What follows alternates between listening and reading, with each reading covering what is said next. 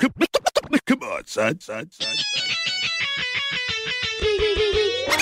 Raphael on the track. Come on, son. Come on, son. Hey, this is Come On Son. It's the podcast. It's me, Ed Lover, brought to you by CigarsInternational.com. Go to CigarsInternational.com for all your cigar needs. Let's get right into it. Ed 10 off. Promo at checkout gets you 10% off your entire purchase. And locally by Nissan South Mile, 6889 Jonesboro Road. Let's get into it because I think we've been on a roll lately with these podcasts, man. We've been doing a lot of shit. I had Montel Jordan, your Grammy-nominated dude right there, T-Pain, and now Rock City, Grammy-nominated Rock City, and the brains behind Rihanna's Pour It Up. Yeah. Welcome to the show, bro. Yeah, man. How you doing, bro? Straight from St. Thomas, huh? St. Tomian? Yeah, man. You don't know. St. Thomas. No, I know. My baby mama from St. Thomas. I know, bro. Yes. I've been to St. Thomas. I fell in love with my wife in St. Thomas, man. That was the first trip that I took with my wife. The first trip, because you know when you first date a woman, you got to be like, can I go away with this motherfucker and have a good time? Because if I can't, this shit is over with. And we went to St. Thomas together. I had a great time, and all these years later, we're still again. Let me tell you something, right? You have no idea how much of a big deal this is for me to be sitting here being interviewed by you. Like, as a kid, growing up, watching your MTV raps with you and Dr. Dre. Y'all had your MTV raps at St. Thomas? Yeah, we had your MTV raps. Told y'all I'm international, nigga. You know what I mean? And you know, my father raised me the right way, and I respect the OGs, and I respect the legends of this game, man. And you know, it's being able to see watch people, you know, growing up in the Virgin Islands, anybody we see on TV is a celebrity for us. Right. You know what I mean? Like always and forever, like it never dies. Mm-hmm. You know what I mean? So, you know, like, it's a pleasure to be able to be here. Thank you, my brother. Being interviewed by a legend. Thank you, my brother. I appreciate it. How did you get into music, man? How did you and your brother get into music? To be honest, both our parents were into music, as far as just having a love and passion for an appreciation for music, hip hop music especially, which you know, is rare coming from the Caribbean. Right. And like I said, like me and my brother would be glued to the TV every day watching your MTV raps, you know. And you know, back then all the rappers danced in the videos. Right. You know, Heavy D, Chubb Rock. Oh yeah, absolutely. Kid and Play. Everybody danced. So me and my brother just started out mimicking all the dance moves we see in the rap videos. And then my father was like, ooh, that's what my kids gonna be, dancers. And then Criss Cross came out. Changed our life. Really? Change our life forever. Rest in peace to my man. Cause you know, I toured with them for a long time. Yeah. Rest in peace to Chris Kelly, man. Yeah, and, absolutely. You know, I gave Chris Kelly. This is real shit. When Chris Kelly lost his virginity, I gave him the condom. I did. He was in the room right next door to mine, and he knocked on my door for a condom. I gave his first condom. I missed that dude. Hey, that was my guy too, man. Chris Kelly was the. So how did Criss Cross think? Because Criss Cross made y'all think y'all could do this. Yeah, you know, we were a lot younger than them at the time when they hit the scene, and they sold a lot of fucking records, man. Yeah, man, a lot of records. So me and my brother just saw them as kids doing hip hop, right? And for us, we felt like, oh, kids could do this too. We were kids, so we were like, oh shit. So, you know, we started rapping all their songs and learning the lyrics to all their songs, wearing our clothes backwards, pants. Yeah, we were the only kids on the island doing it. So, of course, we stood out like, what the hell is this? You know exactly. What they bomber club? Right. You know what I mean? So, you know, eventually that led to my father just having a vision of seeing that, you know, or believing that we could be much more than just backup dancers, you know, and so my father found a local guy on the island to start writing songs for us, and we would go around the island performing, you know, these songs until eventually we started writing our own songs, and before you know it, we became the biggest group in the Virgin Islands making hip-hop music on an island, which is crazy, but true story though. And then, you know, eventually after we graduated out of high school, we wanted to pursue our dreams beyond just the Virgin Islands. So we moved to Miami. It was the cheapest plane ticket. We had family there. And because that's what I don't think a lot of people understand. That St. Thomas is the U.S. Virgin Islands. Okay, it's part of the United States of America. You don't need a passport to go there. Yeah, you don't need no passport. You just get on a plane and go to St. Thomas. Okay, so when them coming to Miami, it wasn't a big deal. Yeah, all they needed was a plane ticket. It's like going to Puerto Rico. It's the same shit. Exactly, it's very simple. So after we found ourselves in Miami, chasing this music dream, this desire to be artists. And it wasn't really working out in Miami, so me and my brother were like flipping a coin, like, yo, How long did y'all stay in Miami? Maybe roughly like 8 to 9 months. Okay. Yeah, and then we just felt like the birthplace of hip hop was New York. We felt like we needed to be in New York or Atlanta at the time, because Atlanta, the hip hop scene was. I'm glad you didn't go to New York. Y'all from the U.S. Virgin Islands, you'd have fucking died. You'd have froze your ass off. I know, right? Jeez, I'm glad you didn't go to New York. Way too cold up there. Yeah, way too. But I mean, don't get me wrong. I love it in New York, though. Like, right. Actually, my first time going to New York, and every other time after that, I love New York City. I love the people, the culture. That vibe is different. Ain't it? Oh my God! I love the energy up there. Yeah, I go for the energy, and then I'm like, all right, enough of this dirty shit. Time to go back. And I'm from New York. Like my brother don't really like going up there too much. You know what I mean? But I love going up there. I have family up there. I have friends up there. Right. It's a huge Virgin Islands community. Yes, sir. Huge Caribbean community, period. Yes, sir. Brooklyn. Absolutely. Yeah, you know what I mean? So we ended up coming to Atlanta. Crazy story is a local Virgin Islands promoter was doing a show in Atlanta and reached out to us via email to open up for the show. Okay. And so me and my brother, saw that as a sign. We felt like, well, maybe Atlanta is where we need to be. Came here, set up shop, and been here since. And how long ago was that? We came here in 2002, maybe, and then we moved back to St. Thomas in 2004 for a year. Okay. And then moved right back. Why you go back to St. Thomas? So, short version, we were working with these producers based out of St. Louis, did a whole album with them, was on the verge of signing with them.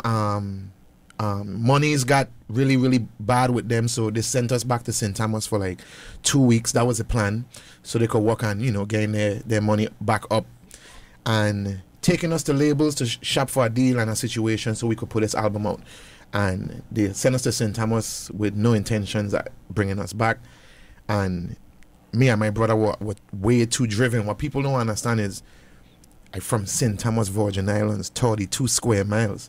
What me and my brother have accomplished, what we have done, what we are doing has never been done ever in history of the Caribbean, Virgin Islands. You know what I mean? So this dream wasn't realistic to us until we actually made the dream come true. Right. You know what I mean? So sending us back to St. Thomas, they were under the impression that we going to just stay there. Right. And we were like, nope. Me and my brother both had 2 jobs each, and we were, doing some stuff that we shouldn't have been doing in the streets. We did whatever we had to do to get our money right to move back to Atlanta to continue pursuing this dream. Right. Here we are. Yeah. And how does one go about doing that? Because one of the hardest things for anybody to do is to figure out, the number one question is, how do I get put on? How do I get on? How do I get on? I think Ollie, what really helped us out a lot was early in our career as artists, our father was very adamant about us having a really good live show. Okay. And, mine, like, I grew up watching the best of the best, from the hip-hop artists to the dance hall artists. Right. Greatest entertainers, performers, Michael Jackson, Janet Jackson, you name them. Right. And me and my brother have been performing on a stage in front of audiences since I was 5 years old. Okay. You know what I mean? So this ain't something that we just started doing. So when we moved to Atlanta, we wasn't sure about our music as far as whether it was great, good, bad. What we were sure about is you put us on that stage and nobody could fuck with us. Right. I don't care who you bring. It could be Michael Jackson. Right. He gonna have to bring his double A game fucking with me and my brother. Right. For real, because we coming to kill everything. Right. And when we first moved here, that's how we kind of get our foot in the door from doing talent shows. Best of the Best, Jack the Rapper, you name it. All the talent shows that came through Atlanta during that time when we first moved here, we did every last one of them. Right. And we were winning every talent show. We won so much that it stopped us from competing. They told us we couldn't compete no more because we had to give other people a chance to win. What kind of shit is that? Nobody tell an NBA team they can't win, right? If you win, you winning. Fuck it. And y'all step your game up. Hell yeah. And for us, right then, I knew it was something special about us because we were performing this one record called Bang It. And nobody understood what the fuck we were saying. But what they did understand is us on that stage, it was something magical about that. Right. And we sold it every time we perform it. And for me, I felt like for people in Atlanta that come out to our show, these 80 aliens. And we competing against 80 aliens. They bring their whole hood out. Yeah. Their whole hood in the building singing all the words, and we still win. And we only have like 1 or 2 people in the building with us. How did we still win? Right. Because we that fucking great. Yeah. So you converted the people in the audience to being like, that's my man. And I came out for that's for my man. Like they like to say goddamn down here. That's my man, goddamn. But them motherfuckers bust your ass. Yeah, man. It ain't no two ways about that. Yeah. And don't get me wrong, like during that time, it were a few artists from Atlanta, from other places that were performing during that time that gave me and my brother a run for our money. Like who? Like Willie Joe from the Bay Area. He was definitely one of them. Every time, anybody that familiar with that moment of when we were going through our talent show run knows Rock City and Willie Joe. How did y'all come with the name Rock City? So, cool story. I'm about to give you a history lesson. St. Thomas, Virgin Islands is nicknamed Rock City because it's very mountainous and very rocky. It's been that nickname for years, since before I was born, before my parents were born. And so that's where the name originally comes from. Right. St. Croix is nicknamed Twin City. St. John is nicknamed Love City. Right. So we from St. Thomas. We from Rock City. From Rock City. Okay. All right. I can dig it. Why? Because, well, you explained to me kind of like why you delve into the hip hop. The hip hop was embedded in you from your dad. Yeah. Your father gave you that love of hip hop music. How did you go from the performing aspect of what you wanted to do with Rock City, and you guys still doing your thing as artists, to that go-to production team?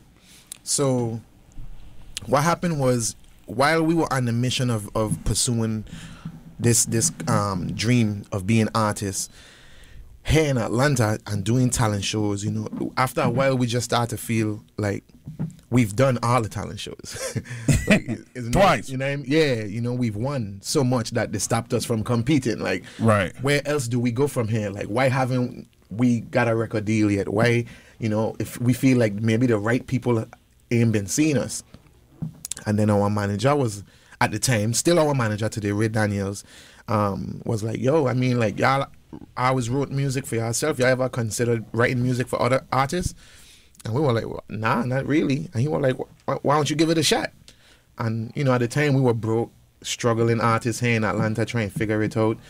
Around a bunch of Atlanta people, we was the only Caribbean people in the room, feeling very, very outcastish. Like, right. You know what I mean? But we were willing to go through that to get to where we at now and even further. And so we start writing songs, and, we actually were locked in this one studio that our manager had at the time, where me and my brother wrote 400 songs.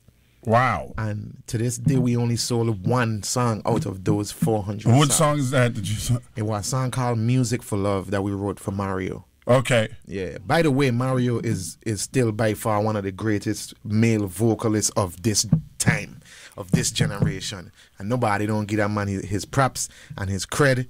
That man is wicked when it comes to the vocals, for real. Big shout out to Mario, man. That's my guy right there. Yeah. That is my dude right there. So you guys just started writing songs? Do you play?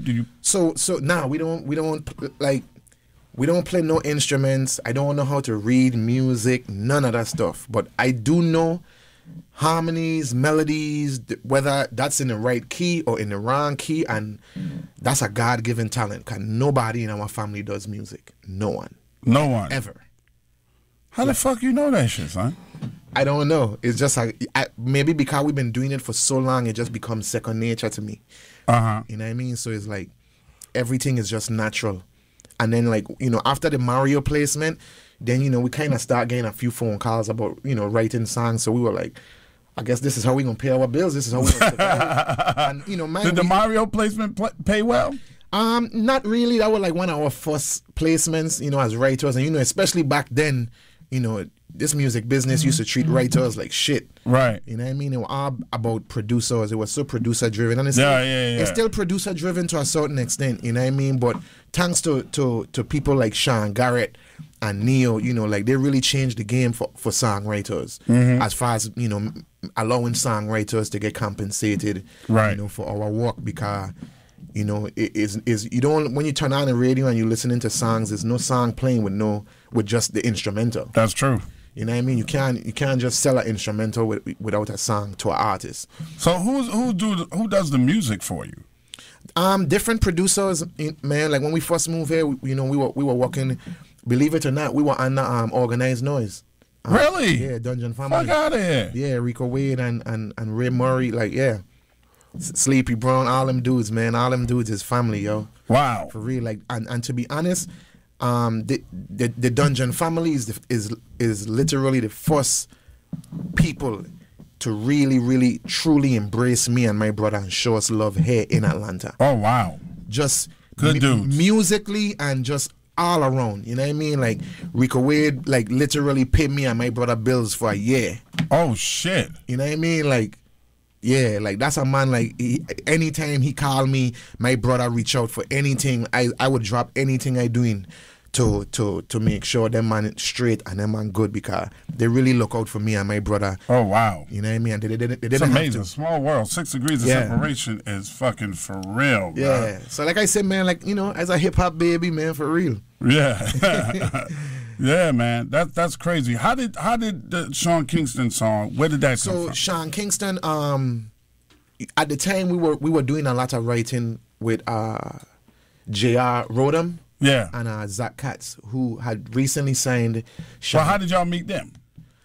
To be honest, I don't really remember how we got connected, but somebody reached out to our manager, and then that's how we got connected, and then we flew out to LA to go work with them. And, you know, they had just signed Sean Kingston. He had his first single out there, "You're Way Too Beautiful Girl." And they were like, yo, this Caribbean kid, amazing talent, you know what I mean? And we just don't really know who to bring in to work with him. And the first person we thought of was you guys, seeing as though y'all are from the Virgin Islands. Right. So we go work with them. We did a bunch of records. We ended up getting actually 5 songs on that first album.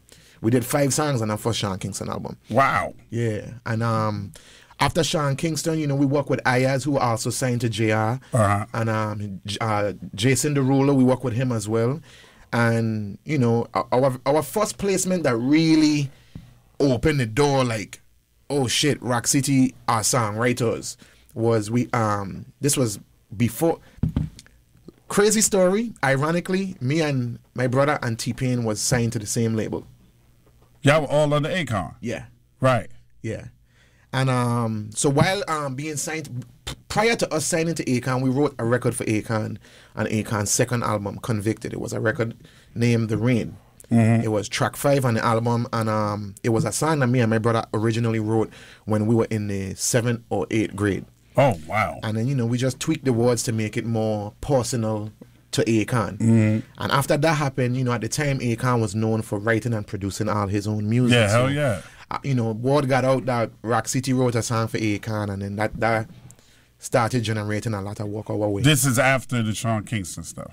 This is before the Sean Kingston Before Sean stuff. Kingston, okay. Yeah, and then we signed to Akon as artists. When we signed to Akon as artists, it was really, really tough because, honestly, I could say I felt like Akon always had the best intentions, but the timing wasn't the best, and the label at the time wasn't the best. There were a lot of things going on internally at Interscope at that time that was way out of our control, and we just, you know, get caught up in the mix of all of that stuff going on. Fucking sucks. Unfortunately. Yeah. So while being signed to Akon, we had a record that we were about to go with called Bang It, the same record that we would be performing in Atlanta. We had a version with Busta Rhymes on it, and we were ready to go. and Jimmy Iovine didn't believe in the record at all. So we had to go back to the drawing board, come up with another record. And a record that we actually wrote for another artist at the time, our A&R at the time, felt like that's the single. That's it. It was a record called Losing It. Is up on YouTube, iTunes, all that stuff. Is not one of my favorite records. And the reason being is because I had and I still have an image in my mind of how I wish The Wall was introduced to Rock City, right, as artists. And, you know, that moment was completely shot to shit. You know, but Losing It wasn't that for me. Great record, but it wasn't that for me. And what that did is now that created this is who Rock City is to me, to the consumer. Right. Now you expect records like that. Anything out the norm of that to you is like, the fuck is these niggas doing? Right. But this is what we've been doing. That other shit is the shit that they train have us to do now. Right. You know, so anyway, we went through the whole struggling artist at a label, trying to figure it out. And like we had real issues with Akon, no street issue, just internal issues. Like we were friends before signing to Akon. Like we were really friends. And you know, he was busy being the biggest artist in the world while we stuck with Jimmy Iovine trying to figure this out. Right. And we tried our best to give the label everything they were asking for, and we just felt like this label might not be the best situation for us. You know what I mean? Great label, but not the best for us and what we're trying to do. So then we get off the label, went in another band. Was that difficult? That was very difficult. But because you're friends. Yeah. Yeah. And believe it or not, what kept us afloat throughout all of this, because like after the Akon deal, it was another bad deal and another bad deal. You know what I mean? And what kept us afloat throughout all of this is this God-given talent of being able to write songs for other artists. Right. That just so happen to turn out to be hits. You know what I mean? And that's been keeping us afloat. You know, so while trying, you know, get everything situated and sorted out on the artist side, we've been continuously putting in work on the writing side, because for us, we feel like as long as the name Rock City is still spoken in rooms and conversations in today's climate of the music business, then, you know, that's something to feel great Absolutely. about. You guys put out 15 mixtapes? Yeah, we put in a lot of work. Like, the crazy thing is, like, it's still people discovering us as artists every day. Right. You know, it's times I go places and people is like, dude, like, all this time I know you from, like, just the other day I went Publix to buy a sub sandwich, and the dude that's serving me my sandwich is like, yo, I come across your Instagram by a friend of mine. And I was like, yo, this dude, I just see him in Publix all the time. I go check out your music, and I didn't know that that's who you was. Like, I actually familiar with who you are, and I was a fan from back in the day, and I used to be like, yo, whatever happened to them? I didn't even know that y'all was still putting on music, and he was like, dude, like, I never knew that was you, and I such a fan, and, you know, and it's really cool, man, you know, because, you know, as artists, we get in the studio, we get in our little bubble, and we be creative, and we make these songs, we make music, just expressing ourselves, expressing our life, our struggles, our pain, our happiness, and we put it out to the wall. And anybody that embrace that in any type of way, to me, that's the greatest form of just showing somebody that you love and appreciate what they do. You know what I mean? And for me, that continuously I want to get up and make music every day, because I feel like even if it's only 5 people that love and appreciate my music does something great for those 5 people. You know what I mean? And I'm able to sleep great at night knowing that my music make somebody feel better about their day or a bad moment. You know? Right. What was your first Grammy? So here's the thing. Me and my brother actually never won a physical Grammy. And what people don't understand is that as songwriters, you don't win Grammys. Like, you get like a certificate, a Grammy certificate, you know, but you don't, you know. They don't give you a fucking Grammy?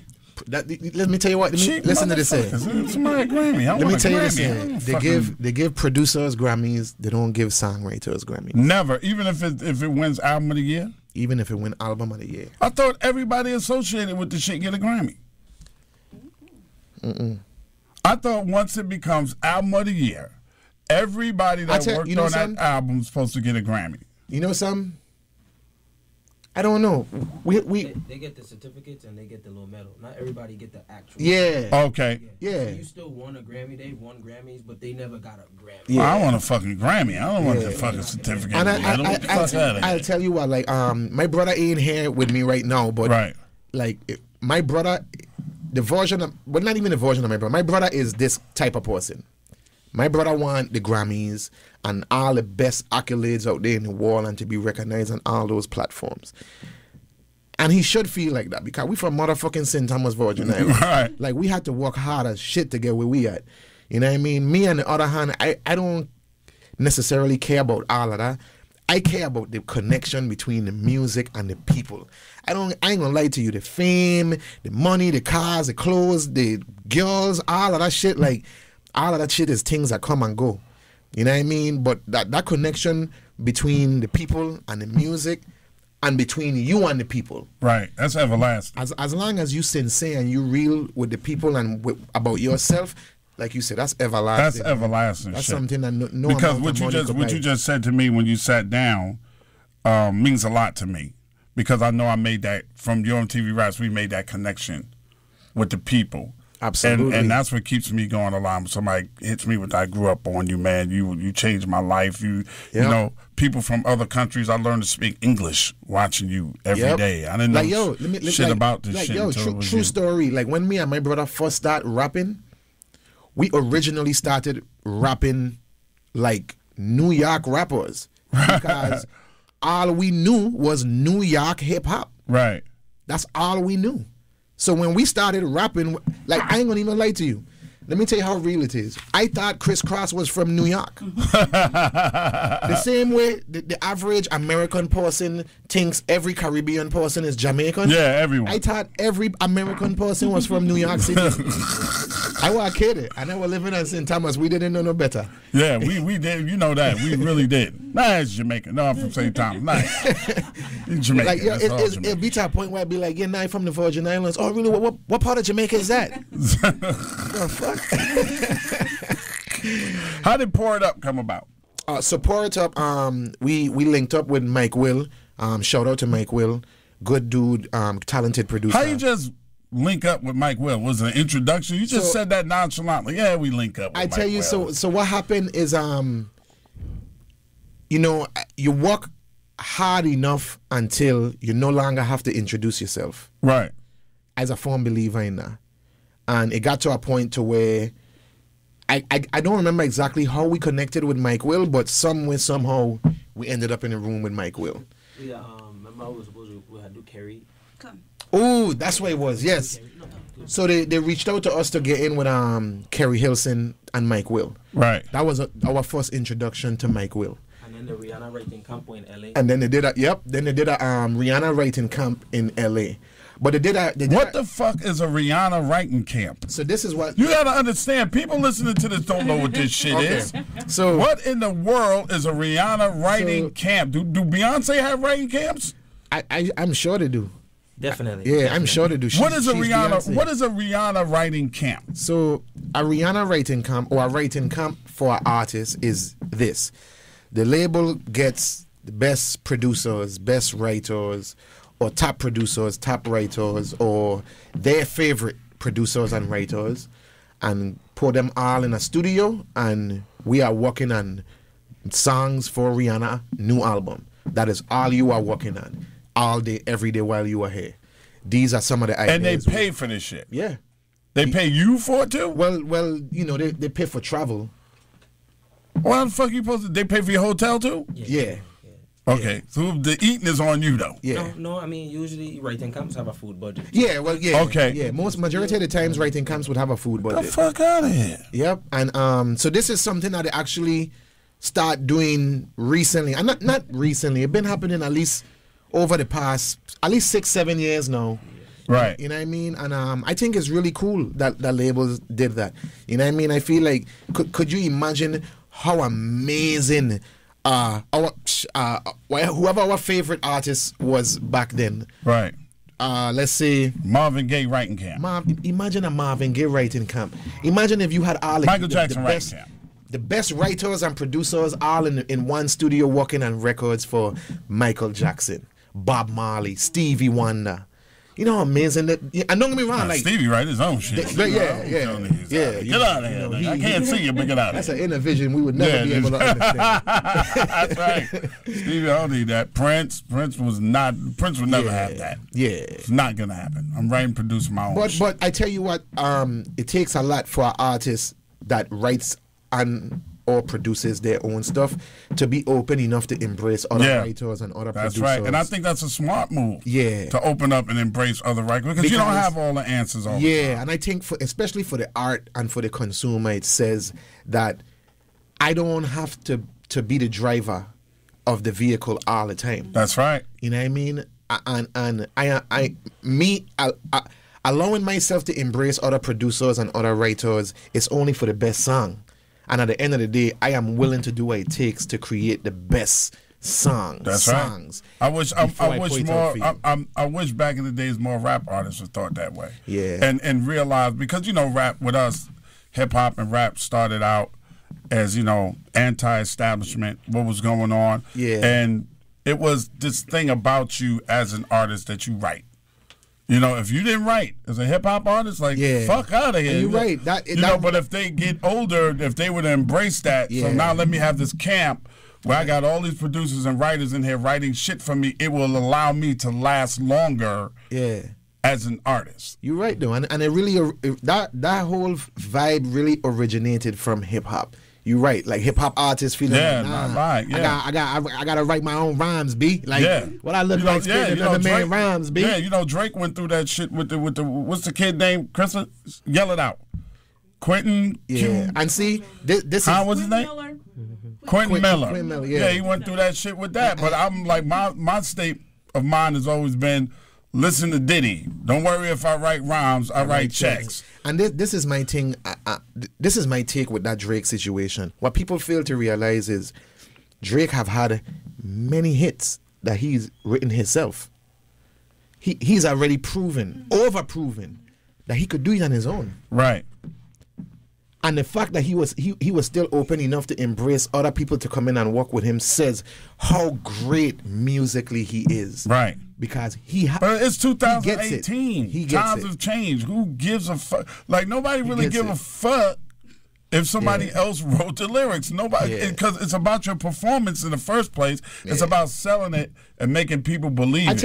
I think it still does kind of matter in the hip hop genre to the sense of, if you is one of those type of artists that pride yourself as an MC or a lyricist, and you really be out here like, nah, bars, I got bars, right? But you ain't writing none of those bars, then that's where it's like, come on now, you know what I mean? Come on now. But but if you's one of those artists, like let's say like a Lil Uzi, who has came out and say, I ain't no lyricist, I ain't no MC, right? I ain't out here trying battle rap. I just out here making music. It's about the feeling, it's about the vibe, and about the vibe. You know what I mean? I feel like artists like that should embrace and working with other writers and producers. You could chop my motherfucking over 50-year-old right arm off right now if Jay-Z called me and said, I'm writing a whole fucking album for you, Ed. I know, right? I'm in the studio tonight. Facts. With one arm. Facts. I don't give a fuck. Facts. I don't care if nobody want the fucking album. Facts. Jay's call and say, yo, my nigga, you're going to be the first over 50 nigga to go platinum.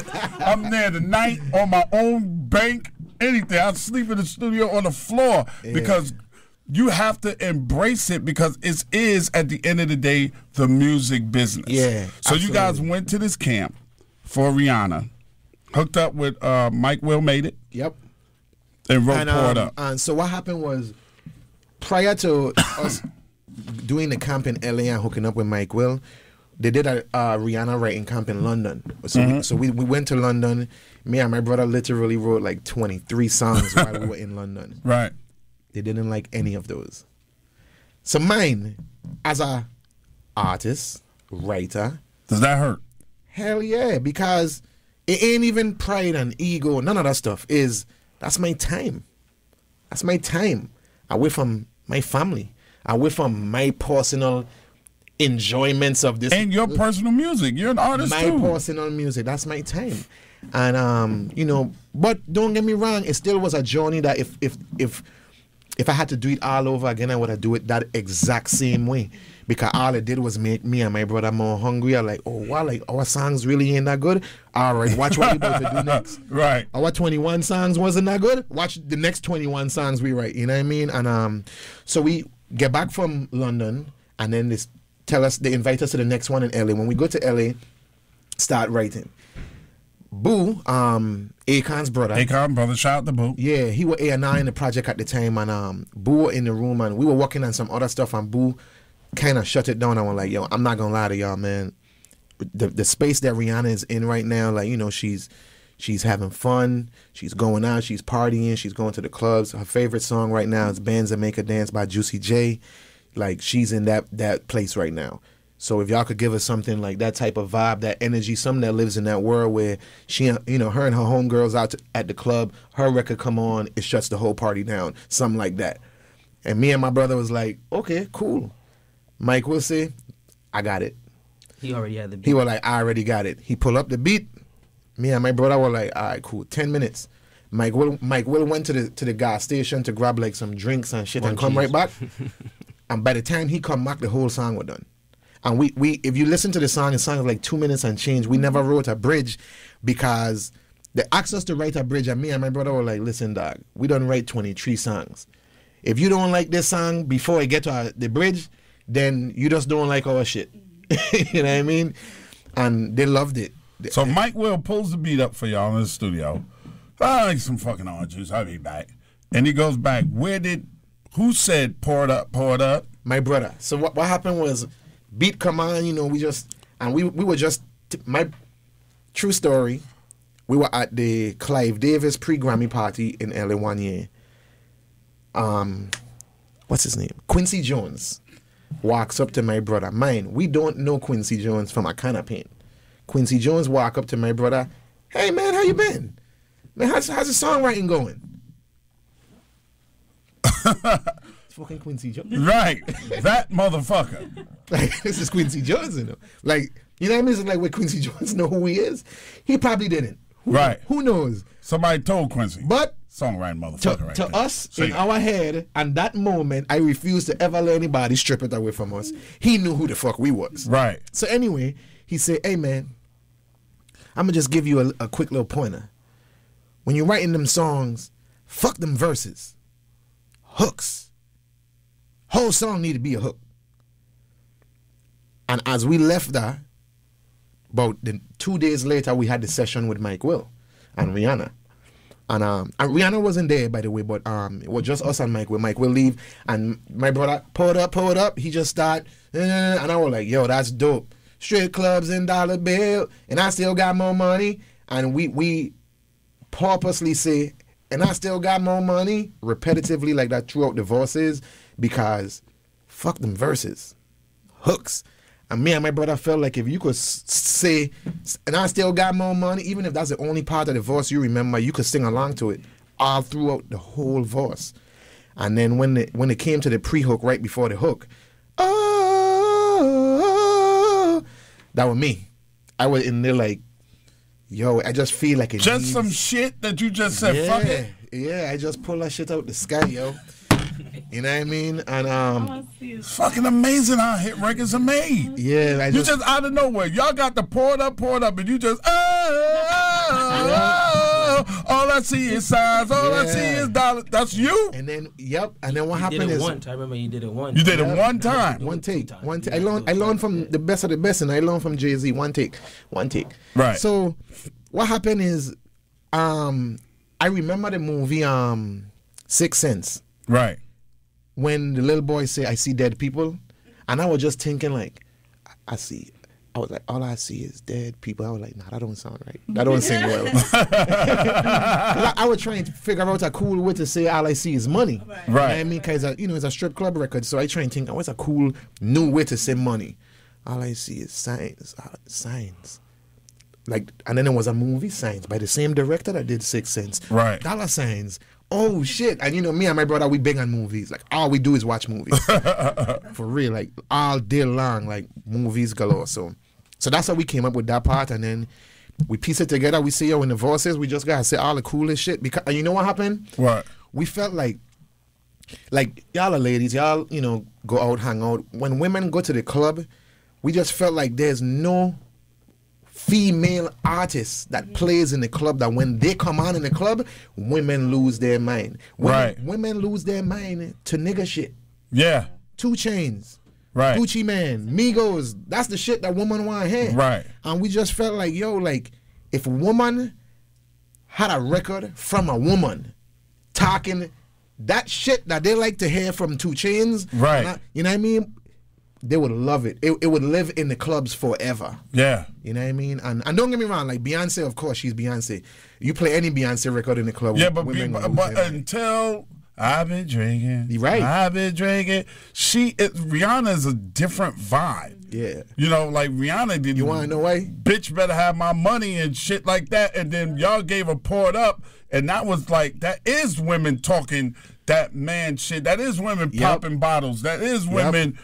I still got more money. Like, fuck y'all. And what was unique about Pour It Up is that as guys, we felt great singing that song. Right. You know what I mean? It's not like if a Beyonce song come on, I'm sorry, what real nigga is singing that? Yeah, right. You know what I mean? And yeah, we love and respect Beyonce. We love the shit out of Beyonce, but I ain't singing single ladies. Right. That ain't my shit. Well, you know, all right. Right, like, that's not for us. But Pour It Up, that's for us, nigga. Strip clubs and dollar bills, nigga, she talking to me. Yeah, exactly.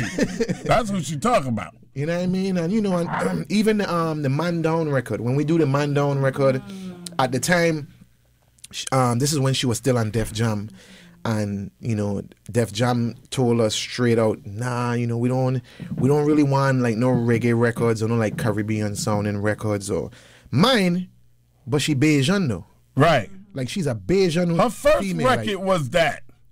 You know what I mean? So with me and my brother is like, after her first album, she has yet to do a Caribbean record. Like Caribbean people love her. We love. You want to know why? She's the biggest. Right. And she belongs to us. Fuck what anybody says. That's right. She is 100% pure West Indian. 200 million streams. Facts. The only female artist that has done it. Beyonce hasn't done that. 200 fucking million streams. Facts, yo. And she is from the Caribbean. Yeah. 100%. Yeah. So, 100%. So don't go away from that. Yeah, that's fucking retarded. So when we do Man Down, you know, they were against it, and then Boo, again, Akon brother. Right. Boo were like, yo, let me I know what they're saying, but like I know her personally. I gonna go see her and play it for her. Let me at least play it for her so she could hear it. Because I would hate that she ain't even heard this record and then eventually hear it after the album come out and like, why nobody never play me this song? And Boo played it for her and she loved it. Immediately she was like, I have to sing this song. You know, and we've had a really great work relationship with Rihanna ever since. And, you know, we've been doing a lot of work with her on her new record as well. Mm-hmm. I don't want to speak too much about it to give away what she's working on, but I think this project, if it all goes well with everything that we've been doing, I think it's going to really, really surprise the consumer, and they're going to be really, really wicked. Good, man. Wicked. That's good. It been. Sometimes it take that one motherfucker just to knock that door down, and then people coming at you guys left and right, crazy now. Yeah. That's good. Yeah. Shit, you should be smiling. That's good shit. I'll tell you what. Just so you know, like to say it is one thing. I am a true artist. Right. The songwriting thing, as much as I am forever grateful for that blessing, I am a true artist. You know what I mean? So with that being said, you ain't gonna never ever see me fully excited until Rock City, the group, is the shit around the world. And we're going to continue putting out music and doing shows and all of that cool stuff. And, you know, we 2015, we had a record with us and Adam Levine. Yeah. Locked Away. That was a really, really big record for us. You know what I mean? That definitely changed our life in a lot of different ways. My struggle with that personally is it was an Adam Levine hit. It wasn't a Rock City hit. Even though we wrote the whole song. You know what I mean?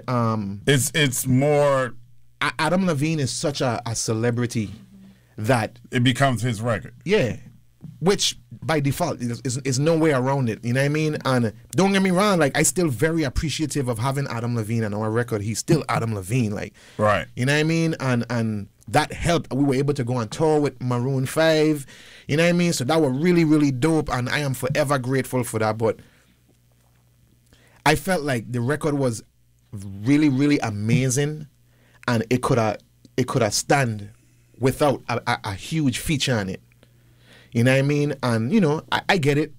You know, we two brothers from the Caribbean in a hip-hop group together. This is a hit. It is a hit, but it's a guaranteed hit. If we put a big feature on it, Adam Levine, I get it. You know what I mean? But, you know, I would have been way more excited and felt way more great about it if it was, you know, even if it was still what it was, but we were still able to get those looks. You know what I mean? You know, but it was all about Adam Levine. And again, I get it. I totally get it. So now, all I could do now is get my ass up off my white sitting on and work, you know, way harder than I did 2015. And tell me about Things You See on St. Thomas. So Things You See on St. Thomas, over the years, me and my brother have been dibbling and dabbling with the style of rapping in our local Virgin Islands accent. And we did it on our album, What Dreams Are Made Of. It's a few songs where you hear it off and on. And we've been doing it forever back home in the Virgin Islands. But we never did a full project where we did it. And we wanted to create our own genre because we felt like still to this day people don't know what to identify us with. Are they pop? Are they hip hop? Are they reggae? Are they calypso? What are they? And so we say, you know something, we're going to create our own genre with this. So Things You See on St. Thomas, we took it back to when we were actually still living on St. Thomas and shit was fucked up. You know what I mean? And we've been living in Atlanta, so it's very Atlanta influenced production wise. You know what I mean? And a lot of our cadences and shit is Atlanta, you know. And I have to give props to Atlanta for that because we've been living here. You know, if we were living in New York, we probably would have sound like some New York Virgin Islanders. But we've been living in Atlanta, so we sound like some Atlanta Virgin Islanders. You know, and the whole project is pretty much talking about shit you would see on St. Thomas. You know, from the street side to the political side, to the kids, the parents, the families, everything. The beaches, it's not just beaches and palm trees. Oh, that's what they want you to think, though. Of course. They shield your ass away from all the real shit going on in St. Thomas. Also because we were affected by the hurricanes too. That too. Yeah, that too. And, you know, after the hurricanes, after that happened too, we just felt like, you know something, we want to shine a light on not just St. Thomas, but the Virgin Islands in a positive way. Because the hurricanes was something negative, you know what I mean? And in a positive way, we're going to put out music. Just hopefully it could give people the nostalgia of growing up in the Virgin Islands. Those Virgin Islanders are moved to the States now, and, you know, and Virgin Islanders are actually still living there. They could ride around to this project. And, you know, not only that, I used to always kind of feel a way when I would be around my American friends. And don't get me wrong, technically I am American, but you understand what I'm saying. When I would be around my American friends and let's say they have a favorite artist in Atlanta, their new favorite artist is, let's say it's 21 Savage. And they know all the words and they could relate to all the Atlanta's lingo and the Zone 4 and Zone 6. And I don't know what none of that shit mean. But I still fuck with 21 Savage. That shit jamming. Right. Now Virgin Islands people, when they get around their American friends, you like 21 Savage? Listen to this shit. These man from where I from. They're talking my lingo. Right. They're talking about my shit. And the name that we came up for our genre is called Gravel. And the meaning behind of gravel is Virgin Islands based. The origin of gravel is rocks, stones, and we are from St. Thomas Rock City. Right. And St. Thomas Virgin Islands is a representation of the Virgin Islands in a whole. And there's other artists from the Virgin Islands that's rapping in the local Virgin Islands accent, and we just felt like, yo, if we create our own genre and give it a name, now people know exactly what to identify it with. Now, if you hear a Jamaican or a Trini or a Haitian or a Bajan or a Guyanese rapping over trapped out beats like that with their local Guyanese accent or their local Trini accent is gravel music, and they get that shit from the Virgin Islands and Rock Cities who created it. There you go, man. Hey, man, I appreciate you coming in, bro. Absolutely. Thanks for having me. Oh, man. anytime, man. Rock City, man. Y'all make sure that y'all check it out. Yes. All right, teams you see on St. Thomas.